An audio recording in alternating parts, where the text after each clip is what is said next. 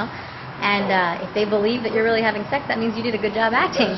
But we have to make that partner feel comfortable in knowing, because of course it's a big deal. I mean, I think to be married or to be dating an actor, you got to be crazy.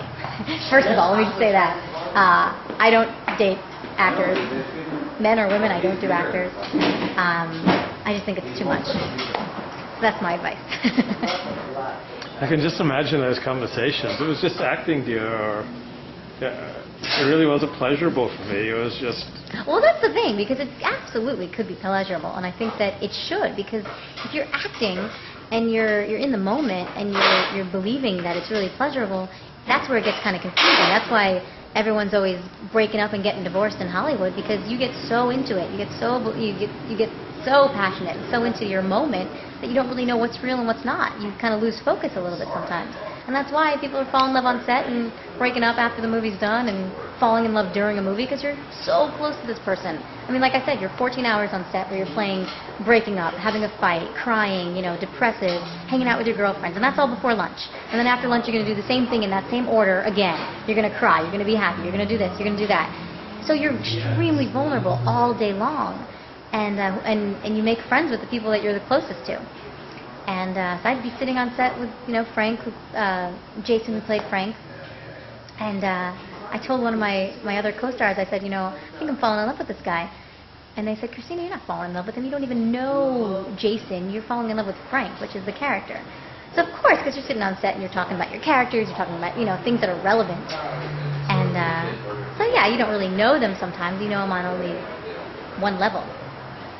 You have to be careful about that.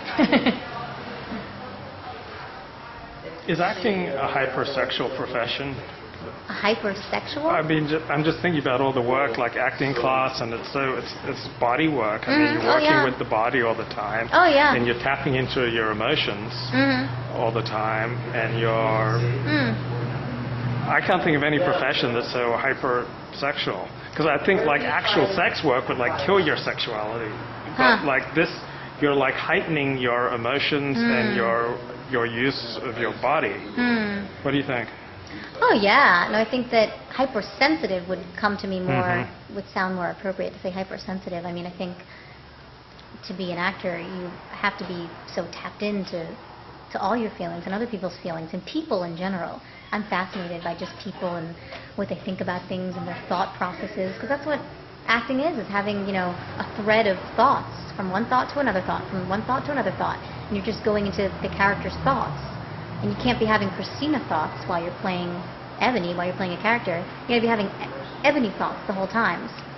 And a prime example of someone who, plays such a wide range of characters would be like Meryl Streep, who's always playing like a different character. That's if you're really, really lucky. I mean, she's an icon. She's on a whole different level. A lot of actors end up playing, like in Ava Longoria, end up playing the same type of characters over and over and over again.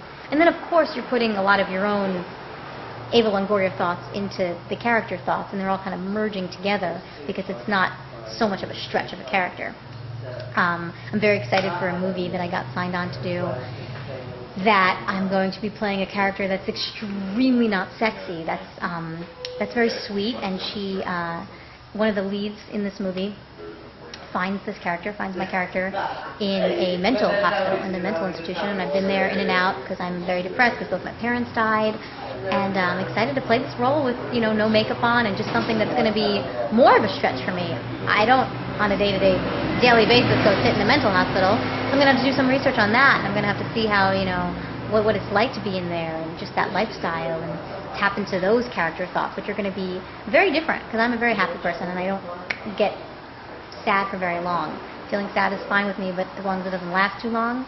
So for someone to be like mentally depressed and on medication for depression, that's a stretch for me. So I'm really excited to play this role because it's going to be a challenge, and to take off all sexy and to not wear anything sexy and to not show any TNA or anything like that. It's not about that. So that will be more of a character stretch. I'm excited for that. Not afraid it'll bring back memories of the time you're institutionalized when you're in high school and had that breakdown? I think I'll be okay. I think I'll get through it. It's all good.